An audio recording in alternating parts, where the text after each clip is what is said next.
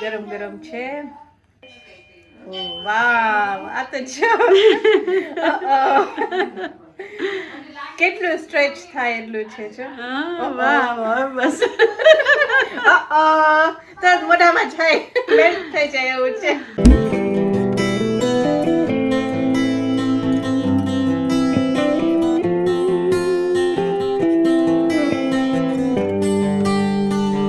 હાલો મિત્રો, કેમ છો? જય શ્રી કૃષ્ણ. બધા બરોબર છો? તો આજે પાછી રેસીપી લઈને હું આવી ગઈ છું. તો મેં નાના 4-5 બટેકા બાફ્યા હતા, બોઇલ કર્યા હતા, અને એની સાથે લીધા છે બ્રેડ ક્રમ્સ અને મોઝરેલા ચીઝ મેં લીધું છે, અને એની સાથે મેં લીધું છે આદુ, મરચાં અને 100 પીસ માટે કોથમરી અને ચીલી ફ્લેક્સ, સોલ્ટ, કોર્નફ્લાવર અને આ ફરીના, આપણે ગુજરાતીમાં ને તપખીર કહીએ છીએ, ફરીના છે. તો ચાલો આપણે એની રેસીપી સ્ટાર્ટ કરશું. આવી જાઓ ફ્રેન્ડ્સ. હવે આપણે બટેકાને એકદમ મિક્સ કરી નાખશું.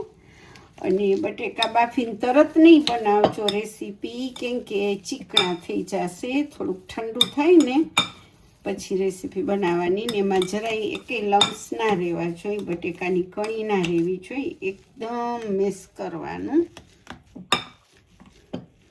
અને આ રેસીપી તમે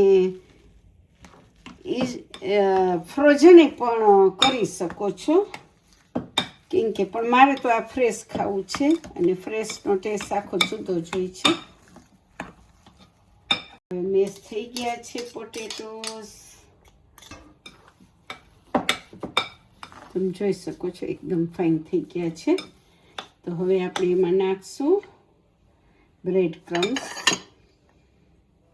તમને ચીઝને જોઈને તો માલમ થઈ ગયો હશે કે હંસાબેન શું બનાવે છે, હે ને ફ્રેન્ડ્સ? તમે બધા હોશિયાર છો એમ તો. અને ફ્રેન્ડ્સ, તમને લેમનનું કહેતા હું ભૂલી ગઈ હતી, સાથે થોડાક 8-10 ટીપા લેમનના નાખવાના ટેસ્ટ માટે. બહુ નાખીએ તો કડવું થઈ જાય.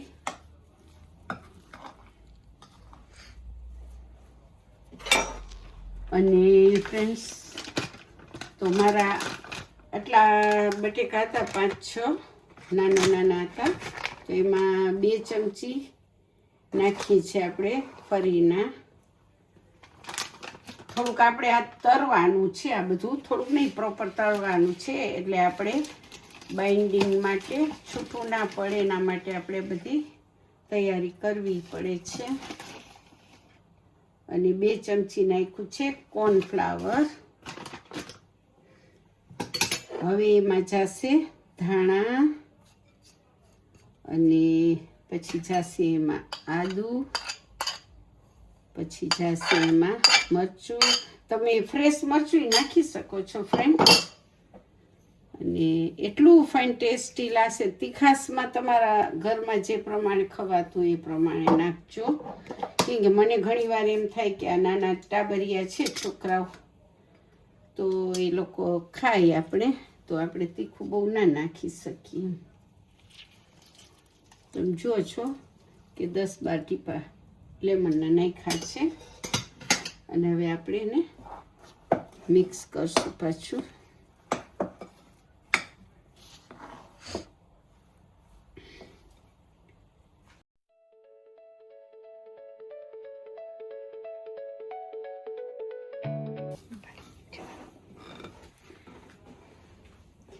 અને ફ્રેન્ડ્સ, એક તમને ટીપ આપું છું કે ઓલવેઝ લગભગ બધાના ઘરમાં બ્રેડ તો આવતી જ હશે. તો બ્રેડ આવે એનું આગળ ને ફ્રન્ટનું બ્રેડ આપણે ખાતા નથી, એનું એકદમ જાડું હોય છે. તો આપણે કંઈક ગુજરાતી રહ્યા ને, એટલે વેસ્ટમાંથી પણ બેસ્ટ બનાવી લઈએ. બ્રેડ ક્રમ બનાવી અને ફ્રીજમાં રાખી શકો છો. ફ્રીજમાં ન રાખો તો એમણે રાખી બ્રેડ ક્રમ બનાવીને જરાક શેકી નાખવાના એમણે. અને આવતું જાતું સોલ્ટ નાખજો, એટલે તમારા બ્રેડ ક્રમ્સ એવા રહેશે. અને ફ્રેન્ડ્સ, સોલ્ટ હું છેલ્લે નાખું છું, કેમ કે આપણે સોલ્ટ નાખીએ તો આપણે ઘણીવાર ફૂડ આપણે બનાવતા હોઈએ પાણી જેવું લાગે. એટલે સોલ્ટ બને એટલું હું સૌથી છેલ્લે જ નાખું છું. ઘણા બટેકા બાફવામાં નાખે, અમુક જરૂરિયાત માટે નાખી શકો તમે, બાફવામાં નાખવા હોય તો.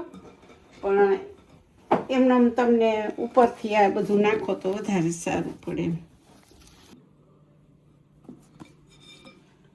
તો ફ્રેન્ડ્સ, હવે આપણે રેડી છે બટેકાનો મસાલો, અને એમાં આપણે અંદર ભરશું ચીઝ.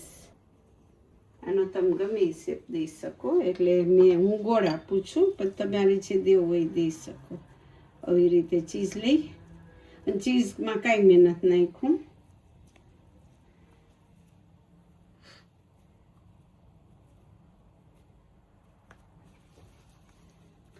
બની ગયા ચીઝ બોલ. હવે અમારા બીજલ રાણી ગરમ ગરમ ઉતારશે ને ખાશે ને પછી કહેશે વાવ.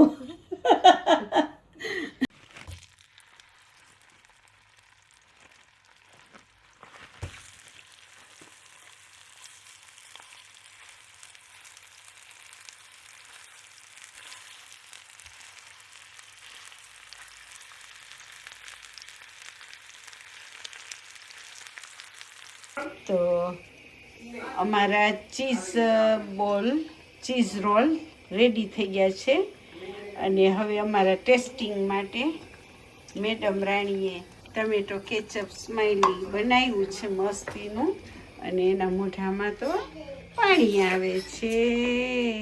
ઓકે મમ્મી, ઓપન કરું છું. ઓકે, જો તો કેવું બન્યું છે. સોફ્ટ એવું સરસ ને ક્રિસ્પી છે મમ્મી. પહેલી વાર આપણે બનાવ્યા છે ને. અને આ રેસીપીમાં એવું છે ફ્રેન્ડ્સ, મારી દીકરી છે વિભૂતિ, એને મને શીખવાડી છે.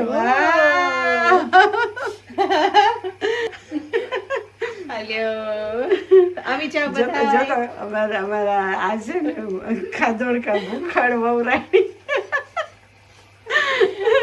ચટોડી મને કે તમે બનાવો, હું ખાવું કે ઊભી ઊભી. કેવું બન્યું છે. આ રેસીપી છે ને અમારી વિભૂતિ બેન છે, મારી દીકરી, એને બનાવી હતી ને અમારા ઘરે લઈ આવી, અમને ટ્રાય કરાવ્યું, અને એ શીખી યુટ્યુબમાં કુણાલ કપૂર શેફ કુણાલ કપૂરની રેસીપી છે આ. તો અમને શીખવાડી, તો અમે બનાવ્યા ચીઝ બોલ. તો આવા વિડીયો ગમે તો like, share and don't forget to subscribe. By.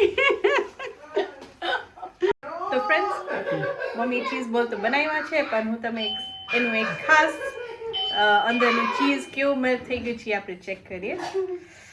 ગરમ ગરમ છે ચીઝ બોલ, મોઝરેલા અંદર છે. વાવ, આ તો જો કેટલું સ્ટ્રેચ થાય એટલું છે. જો વાહ, બસ તો મોઢામાં જાય, મેલ્ટ થઈ જાય એવું છે. Okay, okay, bye bye.